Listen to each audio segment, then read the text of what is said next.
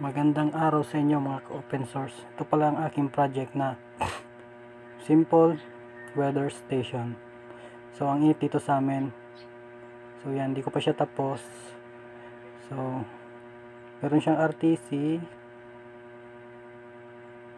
SD card module at GSM module. So ayan, kulang na lang siya ng solar panel. So shoutout pala sa nag-donate sa akin, si Giancarlo Shoshon, na nagbigay ng maliit na solar panel. Shoutout sa iyo, kaibigan. So mamaya itetest ko to sa labas kung ilang volts ang nilalabas nito. So yan, maliit lang siya pero pwede siya yan sa aking project.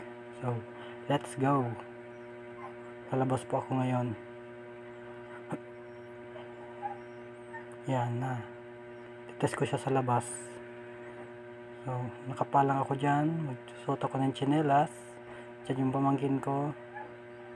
So nandito tayo sa labas, ang init, tamang tama. Parang malapit na tayo sa impyerno ah. So ayan, nakalimutan ko yung alligator clip para hindi ko nahawakan pag test.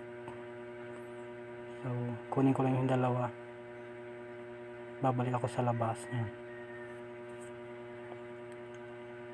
So ayan na, ititest na natin kung ilang voltahe, kung pwede ba siya dun sa aking project na ginagawa.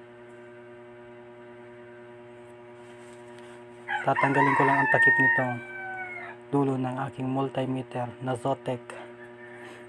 Kukunin ko din yung alligator clip sa positive and negative, at sa positive and negative din ng solar panel. So, titignan natin kung ilang voltahe siya. So 5 volts, oh yan, 6 volts, 6.5.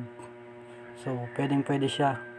Yung solar panel pala na yan, ang bala ko is lagyan ng lithium at boost converter para sa pag-charge nya. So para kahit walang power yung, kahit di ko siya isaksak yung aking